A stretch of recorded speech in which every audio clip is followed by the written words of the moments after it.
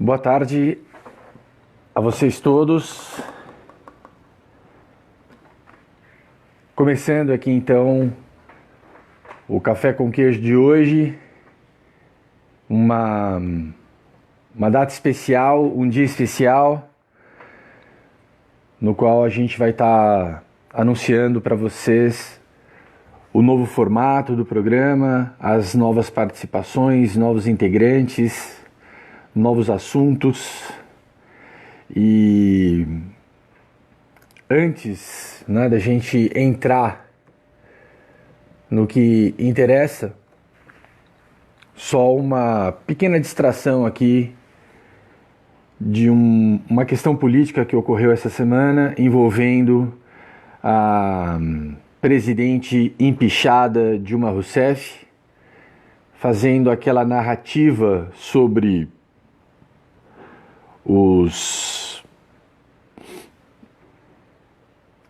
a divulgação, dos áudios. Vamos de uma vez por todas deixar bem claro o seguinte: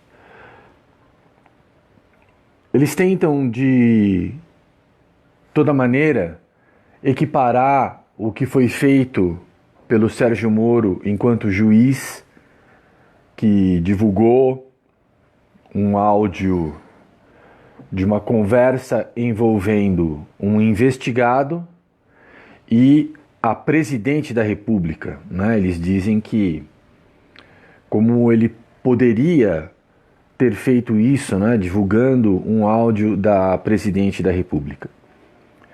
E agora atacam, o mesmo Sérgio Moro, agora enquanto ministro, mas o ataque que eles fazem foi no desempenho da sua função como juiz, que eles querem dizer que foi um juiz parcial, que a divulgação, quando partiu do Sérgio Moro, valeu, agora não vale.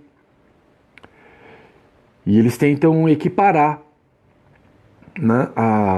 a narrativa deles é jogar tudo no mesmo saco e equiparar como eles fizeram a mesma coisa que o Sérgio Moro fez. Então vamos lá. Em primeiro lugar, o Lula não era nenhuma autoridade, estava sob investigação, estava sofrendo o processo, e eles estavam com a escuta no telefone, que nem era do Lula, por sinal, porque o Lula usava o telefone do segurança dele. E aí a gente teve uma ligação da presidente da República para o investigado, que estava correndo o risco de ser preso a qualquer momento. E o que ela disse para ele, todo mundo já sabe. O Messias está levando o documento, você só usa se precisar, Ou seja, ela ia empossá-lo como ministro de Estado para que ele não fosse preso, para que ele tivesse imunidade. Então, o Sérgio Moro, de posse dessa revelação bombástica que ele poderia ter guardado para ele e ninguém ia ficar sabendo, ou ele poderia jogar como ele fez, e foi revelado ali toda a falácia, de uma presidente que logo depois acabou sendo empichada porque ela não tinha a menor condição de continuar como presidente do país. Então, nesse contexto, foi divulgado, o áudio no qual realmente tinha ali a presidente da República, só que não era ela que estava sendo investigada, ela estava descendo, do seu local de autoridade máxima do país ao nível de um investigado, que todo mundo sabe que era o verdadeiro chefe dela.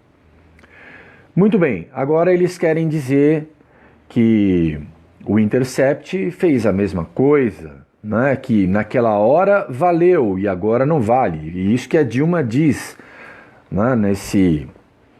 Nesse vídeo que está bombando aí na internet, fazendo a gente rachar de dar risada mais uma vez. É muito diferente o contexto do que aconteceu, certo? A forma como as informações foram obtidas e é muito importante que a gente note que o que está sendo revelado pelo Intercept não mostra nenhuma irregularidade cometida pelo Sérgio Moro, pelos procuradores da Lava Jato, certo? Então não há. Eles estão divulgando em pedacinhos, né, homeopáticos para poder manter a atenção da mídia voltada para eles, e não existe também nenhuma confirmação de que aquilo que eles estão colocando ali seja verídico. Muito diferente dos áudios que foram divulgados pelo Sérgio Moro, tá? Então, só essa pequena distinção para deixar bem claro, né, o contexto no qual o Sérgio Moro divulgou uma informação que ele tinha, certo? De uma jogada que a presidente do país estava fazendo para tentar livrar um investigado, agora condenado e preso, mas ela estava tentando livrar esse sujeito, né, das investigações e da prisão que era iminente naquele momento. Muito bem. Dito isso, só para deixar bem claro, algo que a gente já vem falando aqui há algum tempo, desde o começo do ano, eu utilizo outro termo, né? Eu tenho falado que é uma guerra de discurso. E agora, depois que a Joyce começou a falar também, ela mudou, né? Usou de forma muito bem colocada como uma guerra de narrativa, né? Ficou realmente o termo mais adequado, né? De uma guerra de narrativas, na qual vocês veem que eles tentam equiparar, através da visão deles, né, que aquilo que o Sérgio Moro fez com o Lula é a mesma coisa que agora o Greenwald, o Verdevaldo, faz com o mesmo Sérgio Moro.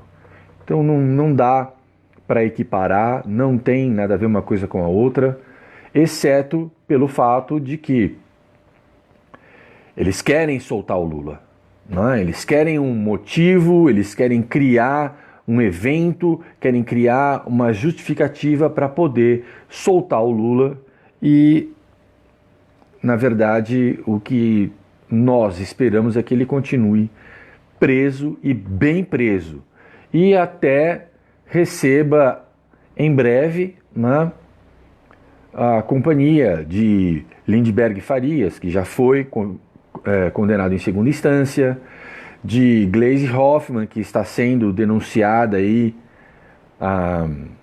quase que toda semana tem uma nova denúncia em cima da Gleisi Hoffmann, e outros petistas, né, como o Pimenta, ou será Rato, ou será aquele outro nome lá que eu agora também, Montanha, né? É a mesma pessoa. Enfim, tem muito petista ainda para ser preso, isso se o partido não for extinto antes desse pessoal aí ir parar na cadeia. Agora vamos ao que interessa, né, que é um passo grande que a gente está dando no nosso programa, convidando novas pessoas para estarem participando na parte de produção, de organização e também de apresentação. Então a gente está acrescentando amigos que fizeram o curso de comunicação com a gente.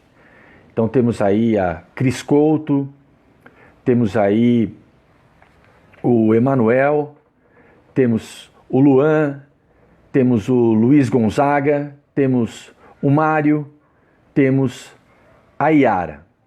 Eu acho que eu não esqueci de ninguém, né? São 6, além do Fábio que já estava com a gente. Então, agora a equipe está composta por 8 pessoas, sendo o Fábio e eu, mais as 2 mulheres, Yara e Cris, 4, né? Os 2 âncoras, Luan e Emanuel, e mais 2 que vão trabalhar na produção e no apoio, que são o Luiz Gonzaga e o Mário. 8 pessoas e agora mais 2 lives, além da live de segunda-feira. De segunda-feira, a live de política, que vai continuar sendo ancorada pelo Fábio. O Fábio está ausente hoje porque está trabalhando, está segurando as pontas lá no trabalho dele, porque tem gente de férias e ele acabou ficando sozinho e não está podendo participar hoje. Mas segunda-feira que vem, o Fábio volta ancorando o Café com Queijo Política toda segunda-feira. Às quartas-feiras, o Emanuel comandando o Café Escatológico. É bacana isso. Na verdade, o Café com Queijo de quarta-feira é um programa que vai estar passando uma visão do mundo contemporâneo através da Bíblia. Né? Então, por que o café escatológico? Porque uma das coisas mais evidentes que a gente está percebendo nesse momento que a gente está vivendo, né? São os fins dos tempos, é o Apocalipse, as profecias do Apocalipse e muitas outras coisas que estão acontecendo que a gente, segundo a descrição de profecias bíblicas em Daniel, em Isaías, estão mostrando aí que a volta de Jesus está muito próxima. Então, esse café com queijo escatológico toda quarta-feira é para estar despertando em nós mesmos, em primeiro lugar, né, a atenção para a gente não ser pego de surpresa com a volta de Cristo, que está muito próxima. E de sexta-feira, quem vai estar ancorando o programa de quarta-feira é o Emanuel. Ele é de Fortaleza, ele é um teólogo, ele é um erudito, tem um profundo conhecimento da palavra de Deus. Para vocês terem uma ideia, nos trabalhos de conclusão do curso que a gente fez juntos, todos fizemos, né? Ele acabou fazendo um trabalho individual sobre a influência, né, a influência judaico-cristã sobre a civilização ocidental. Então, o cara, ele é realmente um grande estudioso e conhecedor da palavra de Deus. Daqui a pouco ele vai estar participando aqui com a gente.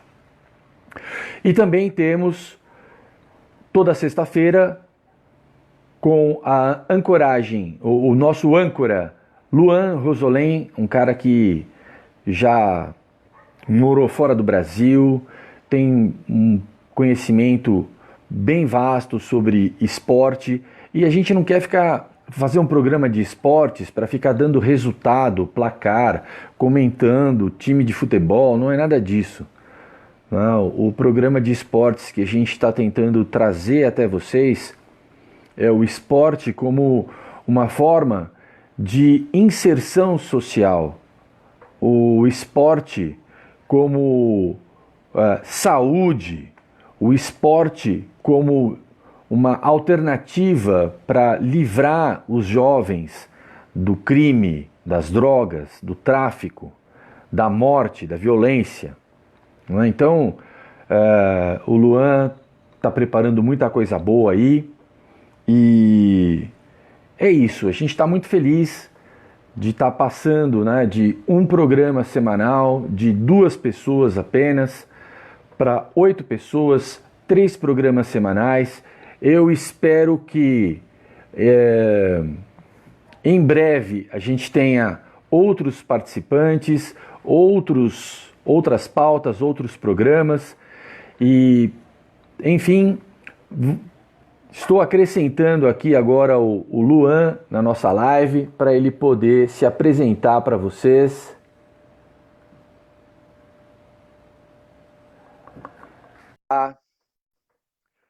Luan, já aceitei o seu convite aí para participar. É só você agora posicionar o seu. Olha aí. Pessoal, esse é o Aê, Luan. live. Ele é Boa noite a todo mundo. um grande amigo que participou do TCC com a gente. Para vocês terem uma ideia da capacidade dele, ele, sem nunca ter trabalhado com edição, ele fez pelo celular toda a edição do nosso TCC, um programa em forma de um jornal, né, com quase 1 hora de duração. A gente ficava mandando os trechinhos da, das gravações para ele e ele foi montando, editando e o resultado foi maravilhoso. Eu E posso não vou dizer nem ficar que falando a foi um nota que a trabalho gente muito tirou difícil. aqui, que é para não me gabar, né, Luan? Por favor, É Luan, verdade. seja bem-vindo, se apresente e fale sobre o Café com Queijo Esportes que você vai estar ancorando aí toda sexta-feira. Bem-vindo, Luan. Muito obrigado. Boa noite a todos aí. Gostaria de agradecer primeiramente a oportunidade aí que o Café com Queijo está dando para mim e para todos nós novos agora de ingressar aí nessa jornada aí desse projeto que eu acho que tem tudo para ir longe. E é isso. O que ele falou aí.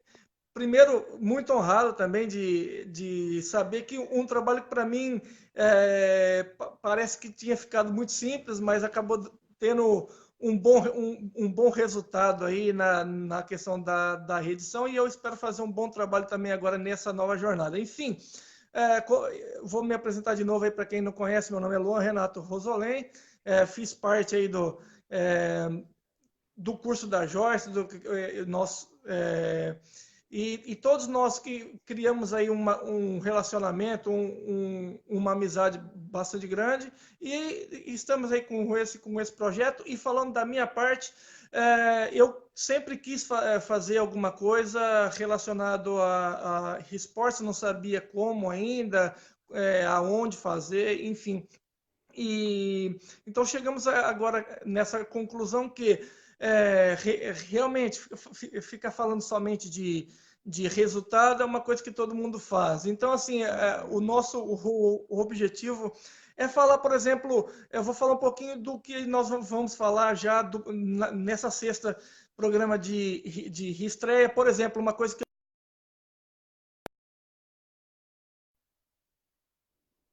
virou uma religião ou algo político que briga a toda hora por causa de um esporte. Eu vejo em outros lugares do mundo, aí, entre outros esportes, ou no futebol, às vezes você vê torcida de times rivais, um perto do outro, e ali sem problema de violência, e queríamos tentar abranger essa conversa e tentar chegar no ponto por que isso acontece aqui no Brasil, como mudar a mentalidade das pessoas, enfim, tentar trazer coisas novas, tentar trazer, como o Ari falou também, coisas sobre um trabalho social, como coisa para, por exemplo, paralíticos ou para idosos, como o idoso ele pode praticar um esporte e tentar. Inclusive, eu tenho algumas sugestões aí de esportes também que para o idoso ele é bem divertido e trabalha bastante aí com as articulações, mas deixa para sexta-feira, para os programas que a gente vai conversar bastante sobre isso. Então, assim, basicamente é isso. Se tá faltando alguma coisa, me ajuda aí, Ari. Eu quero que você fale sobre a proposta que você deu de falar sobre esportes que não são praticados no Brasil, né? Ah, Você sim. tem essa abrangência aí que eu achei uma sacada muito legal também, né? Como que é isso daí? Fala pra gente. Então, eu quero também, eu vou falar um pouquinho do que eu vou falar agora nessa sexta. Por exemplo, tem vários esportes aqui se implantasse no Brasil, eu acho que ia dar muito sucesso. Por exemplo, um deles é o cricket. Teve agora a Copa do Mundo de cricket e assim, até a ESPN tentou dar uma moralzinha pelo Watch ESPN, mas não sei se vingou muito, mas assim, é um esporte que a gente conhece. Nós, na nossa infância, a gente jogou muito, pelo menos eu, na minha, não sei o Ari, mas eu acho que sim. Que é, por exemplo, o Betis. Quem nunca jogou Betis ou Taco, né? Aquele jogo que você colocava uma lata de óleo ou garrafa PET e pegava dois pedaços de madeira e ficava rebatendo a bolinha. Esse esporte nada mais ele veio desse esporte chamado cricket. Então, por que no Brasil não poderíamos jogar, ao invés de jogar o bet do jeito que nós conhecemos, abrangir, chamar mais pessoas e jogar o cricket, que é o pai do bet? Por exemplo, todo mundo gosta de cricket e não sabe. Então, é mais ou menos isso que eu gostaria de trazer, coisas que para o brasileiro pode ser interessante, mas para ele nunca ouviu falar, sabe? Então, mas o Algo desse tipo. cricket, falando sobre o Hum. cricket, não é aquele que a gente via muito no pica-pau, que o cara joga com um martelo, ele bate na bola, a Não, bola não, tem que no passar pica dentro das argolas. Não, esse é o Crockett, que é Ah, esse é esse o é o esporte croquet. é o Crockett, o nome é muito Também não é parecido e é praticado esse no que eu falo. Brasil, né? Não, e é esse que eu gostaria de falar. Você já até revelou, sem saber, que é esse Desculpa. esporte que eu ia falar dos idosos. Porque é um esporte que na Nova Zelândia, eu morei na Nova Zelândia bastante tempo, e uma vez eu fui num lugar e tinha bastante idoso jogando esse croquet, né? E eu achei bastante interessante. E tinha muito idoso jogando, e eles tinham bastante mobilidade, agachava, levantava, e batia com o martelinho, passava nas casinhas, ia para lá e para cá. Então, assim, eu vou falar com mais a fundo sobre isso, e é um esporte muito legal para a terceira idade, por exemplo. Né? Aham. Mas esse é o croquet, não o cricket. Legal, legal. Eu já estava misturando aqui os esportes. E, Luan, junto com você, quem vai estar participando, a princípio, né, é o Dr. Luiz Gonzaga, nosso companheiro de equipe de TCC também, que é médico, né? eh, Ele atua na parte profissional, médico do trabalho, né? E também na medicina esportiva. Então, eu acredito que ele vai poder acrescentar muita coisa com relação à saúde, né? Vamos lá, vamos tentar dar uma resumida para o pessoal. Então, esportes que não são praticados no Brasil, a violência nos estádios, né? É um absurdo Isso, você ter aí pessoas morrendo, brigando, se degladiando, né? Porque torcem para times diferentes. Isso é um absurdo e a gente precisa realmente estar mostrando esse absurdo, né? A inserção social através da prática esportiva, principalmente isso. nos bairros mais pobres, as políticas O da terceira públicas, idade, né, para o esporte. Gozado que sim, na Olimpíada todo mundo vira assim interessado. A gente quer ver o pessoal ganhando medalha, verdade. né? E a gente vê que o atleta brasileiro ele vai para a final muitas vezes disputar uma medalha de ouro e ele não tem estrutura emocional. Não é? Ele não tem Isso aquele é verdade. perfil de vencedor. O cara vai lá e amarela, né? Porque E não tem uma falta base, né? de incentivo também, né?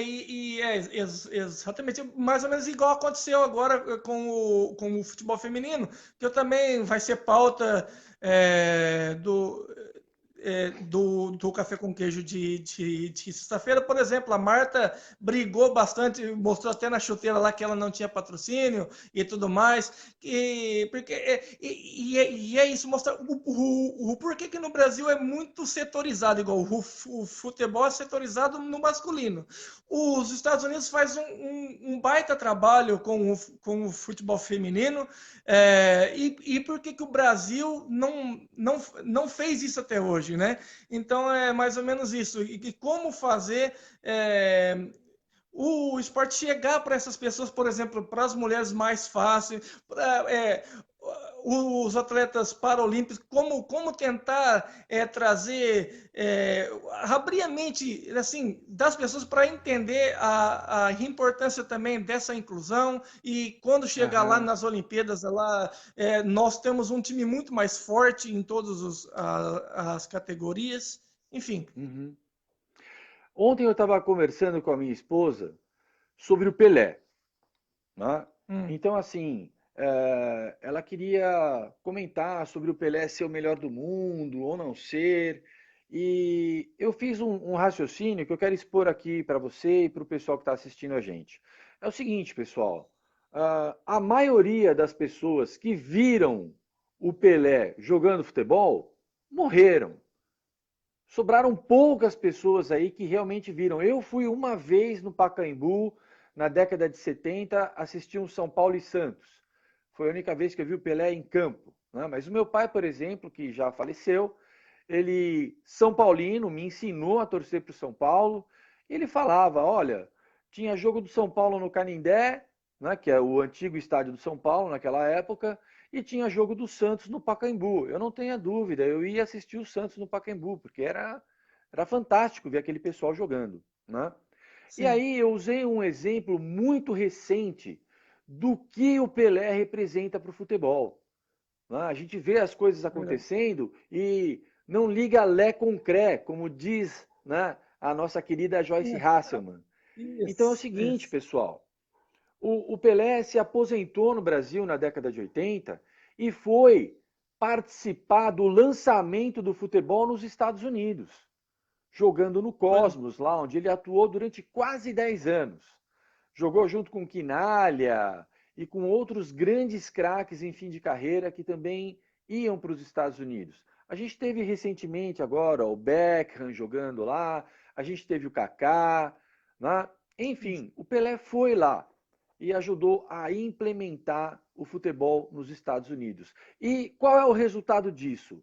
Vou mostrar para vocês quem é o Pelé, tá? Com esse resultado simples da imagem dele lançando o esporte nos Estados Unidos, que é, de certa forma, o que o Luan está querendo fazer, divulgando esportes que a gente não conhece aqui no Brasil. O futebol era um desconhecido nos Estados Unidos e eles pegaram só o melhor do mundo e levaram para lá.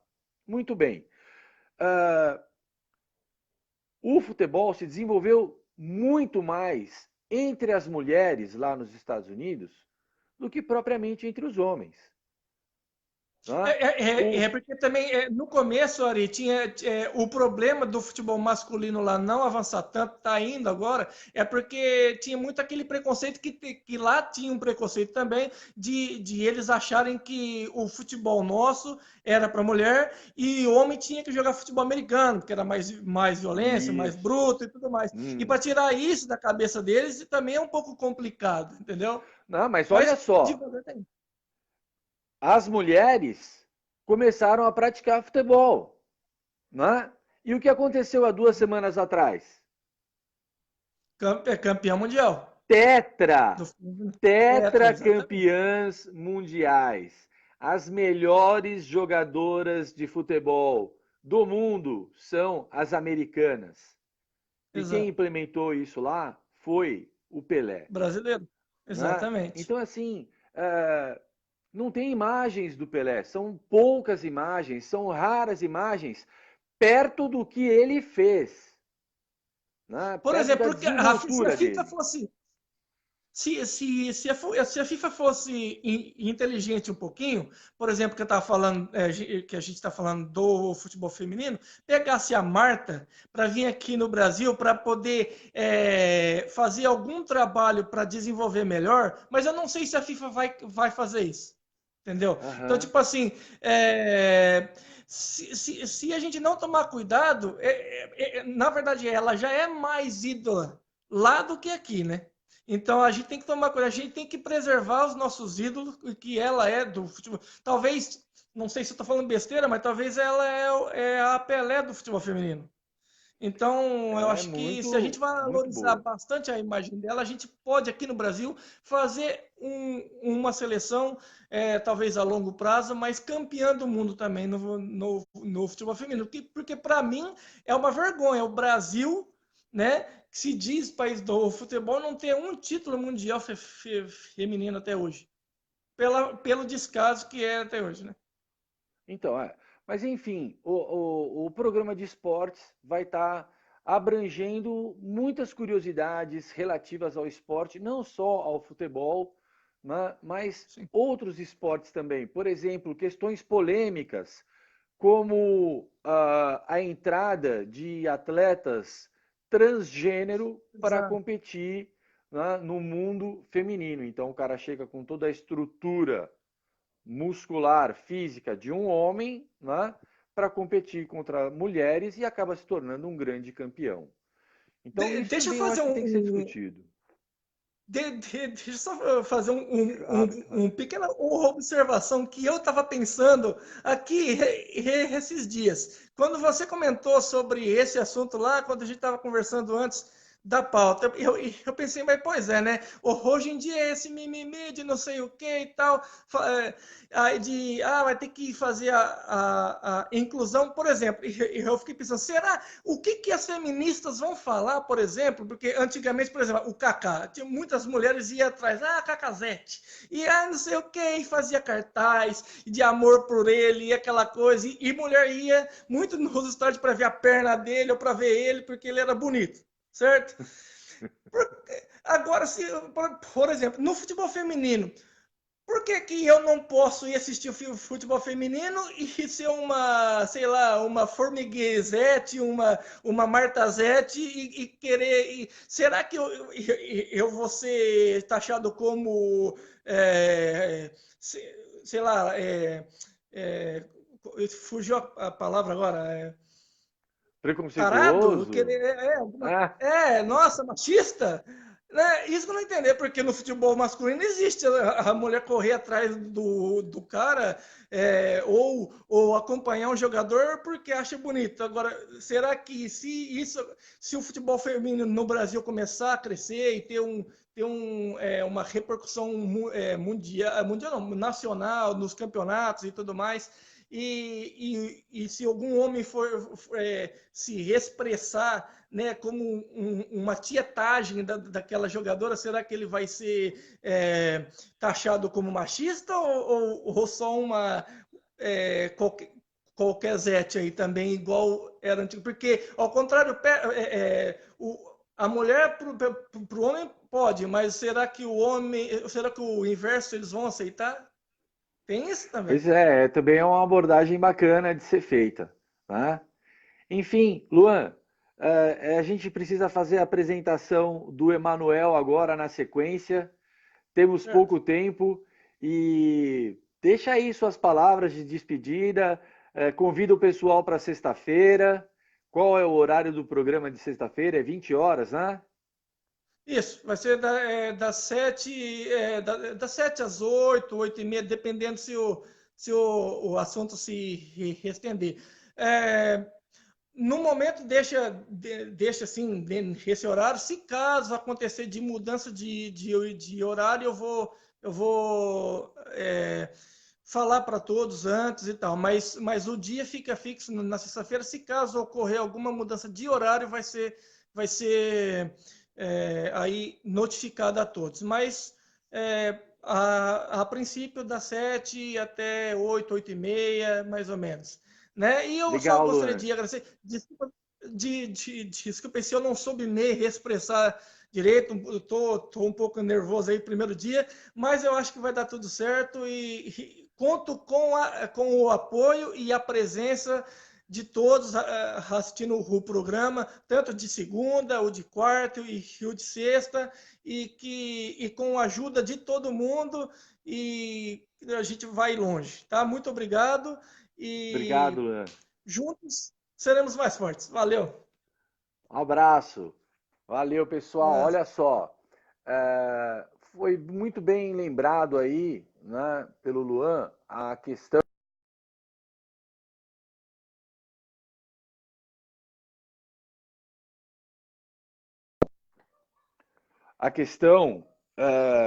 do nosso quase que amadorismo, né? A gente se conheceu fazendo Asselman, a gente se identificou, né, com tá fazendo um trabalho aí nas redes sociais, no YouTube, no Facebook, e a gente começa pequeno, né? Essa tarimba de estar realizando programas e aprender a falar ao vivo não é fácil, né? Dá uma travada, muitas vezes a gente perde o raciocínio e a gente está aqui tentando crescer, tentando aprender mais a cada dia e levar até vocês informação de qualidade, né? O nosso próximo convidado para estar participando hoje é o Emanuel de lá de Fortaleza. É muito bacana essa questão do trabalho em equipe remota. Emanuel, já aceitei aqui. Você pode entrar na live aí. Seja bem-vindo, Olá, Emanuel. boa noite. Eu estava colocando aqui, né, que o trabalho em equipe remota, né, pessoas que muitas vezes nunca se encontraram, nunca estiveram juntas, né, começam a realizar um trabalho aproveitando, né, a tecnologia, aproveitando essas inovações que a gente tem agora. E a gente até já fez uma live, né, Emanuel, falando sobre a proposta de programa que a gente tinha, e agora a gente está retornando com o café com queijo escatológico. Né? Então, Isso. pessoal, bem-vindo, Emanuel. Você se apresente, fale sobre a proposta do programa. A palavra está contigo, meu amigo. Manda ver aí. Ok. Boa noite a todos. É uma honra, né? Um prazer estar participando desse projeto. Eu espero que com humildade, né? Mas de maneira regular e consistente a gente possa levar adiante, né? Pouco a pouco e melhorando, né? E pegando o traquejo, não é? De aparecer em uma câmera e ao vivo e fazer vídeos, né? E ao mesmo tempo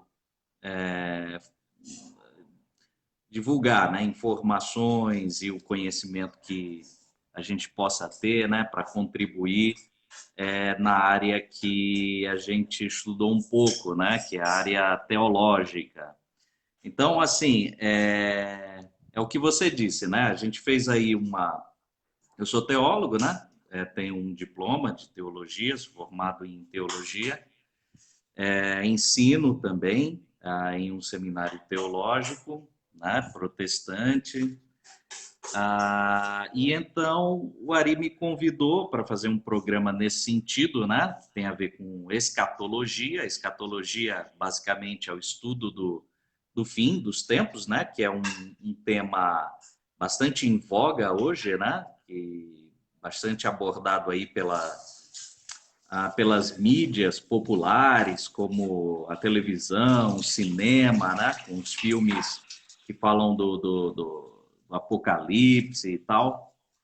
Então, a nossa proposta é justamente tratar sobre o tema, né? E conforme nós tínhamos conversado no primeiro vídeo, né, há dois sinais básicos que os estudiosos mais sérios do assunto consideram que são assim indubitáveis, né? Não tem dúvida de que eles estão acontecendo hoje e que são um sinal já dos últimos dias, né? E que se encontram nas palavras de Jesus em Mateus, capítulo 24, que é chamado de o pequeno Apocalipse, e que se refere à multiplicação da iniquidade, que resulta o esfriamento do amor, né? E a expansão do evangelho, né? Então, a gente vê hoje, por exemplo, a China, que, de acordo com alguns estudiosos, embora não hajam dados oficiais a esse respeito, mas a China é considerado hoje o país mais cristão do mundo, né, em número de adeptos, a despeito, né, apesar da perseguição que faz sistemática, né, o governo comunista chinês, né, prende pastores, membros, persegue, impede a reunião, né, dos irmãos e tal. E mesmo assim, apesar da perseguição, o evangelho está se difundindo. Então, é um sinal indubitável de que, de fato, nós estamos nos últimos dias, né? E, além disso, a multiplicação da iniquidade. Então, no programa de quarta-feira, a gente quer falar desse sinal especificamente, a saber, a multiplicação da iniquidade, né? Que iniquidade é essa que a Bíblia está falando, né? A gente sabe que iniquidade significa injustiça, né? E o pecado é uma injustiça, né? E pecado significa errar o alvo. E o alvo que a gente deve atingir é a vontade de Deus, é obedecer a Deus, é fazer aquilo que agrada a Deus, que é o correto. Ora, se Deus existe e é o criador de todas as coisas, então ele tem a razão, né? Então, se a gente for minimamente prudente e inteligente, nós vamos nos submeter à vontade de Deus e assim estaremos acertando o alvo, né? Então, tem várias maneiras de se errar o alvo, né? Então, a gente vai saber, né, como que nós estamos errando o alvo, né? Como que essa geração pós-moderna que a gente vive, né, está errando o alvo, né? Na maneira de pensar, no comportamento, e a gente vai comparar a mentalidade dessa geração pós-moderna, que é a nossa, né? Porque mesmo que nós não estejamos conscientes, mas também nós somos pós-modernos. A gente é muito bombardeado, né, pelas mídias, né, que acabam influenciando a nossa maneira de pensar, a nossa maneira de agir, né, as nossas atitudes. E o propósito do próximo programa é que a gente esteja colocando algumas características da mentalidade, do comportamento, da maneira de ser, da maneira de pensar, da pós-modernidade, para que a gente tenha consciência disso e possa olhar para dentro de si, né? E ver o que está certo, o que está errado, né? E também confirmar se de fato essa nossa geração é a geração do fim. Geração aqui, né, entendida como uma mentalidade de um determinado período da história humana, né? E a mentalidade do período que nós vivemos agora se chama pós-moderna, né? Então, há várias passagens, né, que a Bíblia fala da última geração, que que virá uma última geração. E ela descreve essa última geração, dá alguns traços, né, característicos da mentalidade, do comportamento, da atitude da última geração. Então, qual é o nosso propósito? É justamente ver se essa geração da qual a Bíblia fala e caracteriza e descreve, dá alguns traços, né, dessa geração, se ela de fato é a mesma geração pós-moderna, a nossa geração. Né? Então a gente vai investigar, né? A gente vai ler, a gente vai trazer informações e vamos comparar a nossa geração com essa geração descrita na Bíblia, né? A fim de saber se de fato nós estamos assim a portas do fim, né?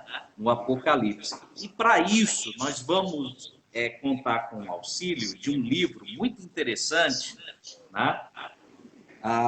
De um teólogo e acadêmico norte-americano que se chama Stanley Grange, ou Grange, Stanley Grange.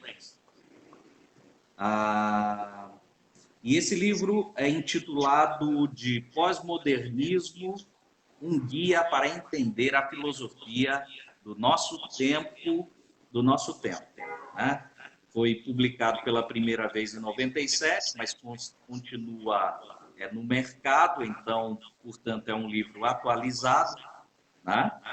E é uma figura que é idônea, né?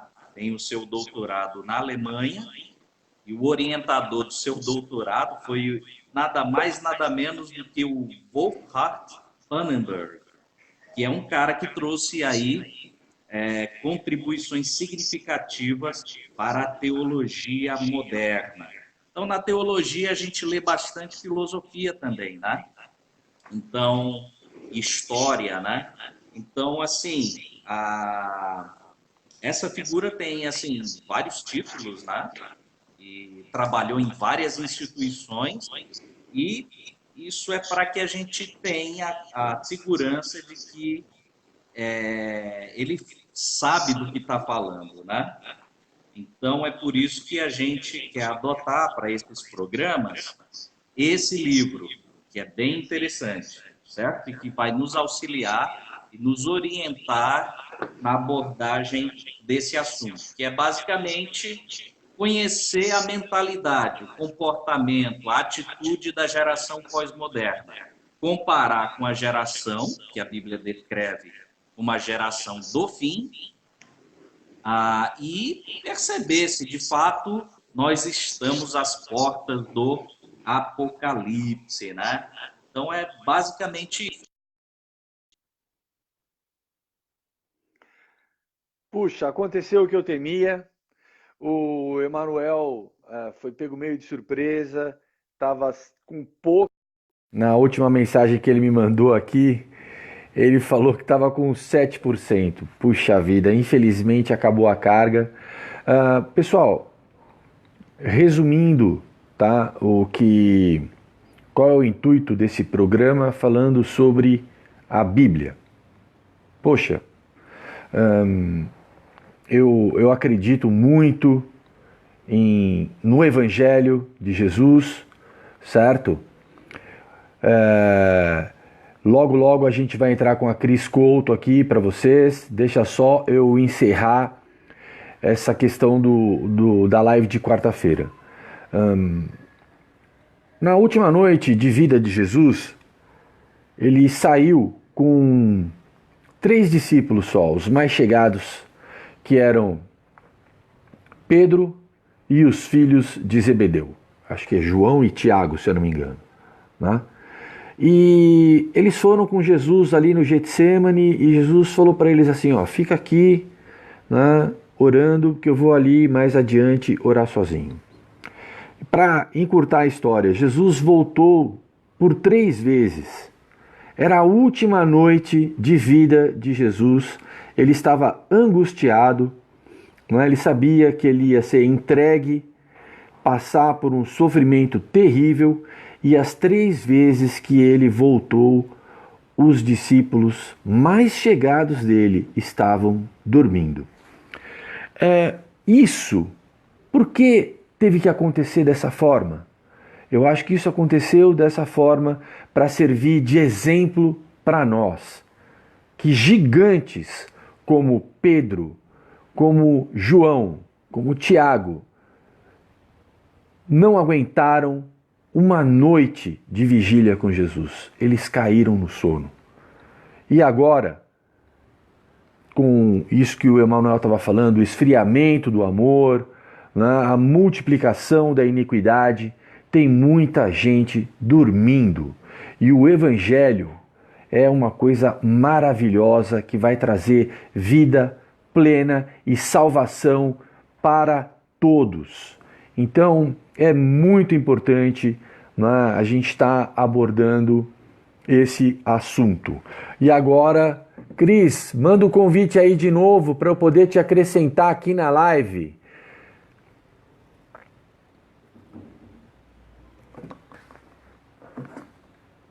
Estamos aguardando aí a Cris enviar a solicitação. Ela tinha enviado, tinha aparecido aqui para mim, eu estava encerrando o assunto e a solicitação sumiu. Cris, manda de novo aí a solicitação para você participar aqui ao vivo com a gente. Estou só esperando a solicitação da Cris. Então vocês já conheceram aí 2 âncoras, né, dos nossos programas. É assim, a gente está começando, né, a gente está no esforço aqui para poder levar informação de qualidade até vocês. A Cris já colocou aqui que ela não vai poder entrar na live hoje. Tá tranquilo, né? Estou encerrando aqui então, são 18h53. A gente está dando um passo ousado, porque estudamos, fizemos um curso, temos muita vontade de participar ativamente desse novo Brasil que está surgindo, um país com ética, um país com trabalho, né? Um país com a participação do povo, né? E nós estamos fazendo a nossa parte enquanto brasileiros, patriotas que acreditam no Brasil. O nosso lado não é direita, esquerda, não é nada disso. A gente não está aqui para defender um partido político, uma figura, né, que ocupa um cargo, não é nada disso. Vocês podem ver aí, a gente está tentando, com esses 3 programas, trazer uma abordagem, né, de vida. As relações políticas são as relações de poder. Vamos estar discutindo isso de segunda-feira, né? A fé é aquilo que move as pessoas, é a força que traz esperança para a humanidade. E o esporte é maravilhoso. Eu hoje sou um cara, né, que está aí sem praticar nenhuma atividade esportiva, mas eu tenho uma saúde de ferro, porque eu sempre fui um atleta. Sempre pratiquei esporte a minha vida inteira e hoje eu tenho essa saúde porque sempre pratiquei esporte. Quero retomar, né, eu e a minha esposa Laís, a gente está se esforçando aí para poder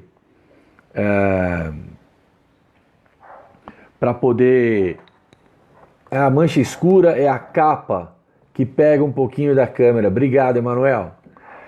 Né? A gente está tentando voltar a praticar esporte para poder ter saúde, para ter uma terceira idade bacana, com bastante atividade. Foram apresentados aí os 2 âncoras, né? Não deu tempo da Cris entrar. Temos também o Fábio, que vocês já conhecem. Temos ainda a Yara, o Luiz Gonzaga e o Mário, que vão estar participando com a gente. Estou muito feliz, agradeço a Deus por estar dando essa força para a gente, agradeço a vocês pelo apoio e vai curtindo, vai compartilhando.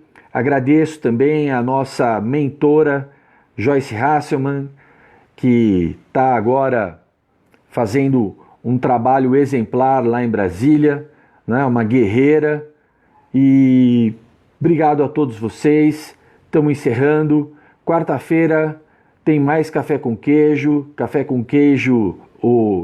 com queijo escatológico.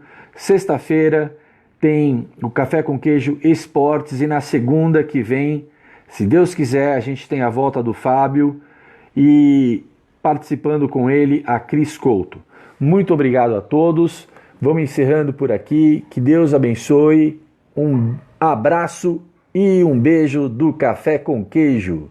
Tchau, pessoal.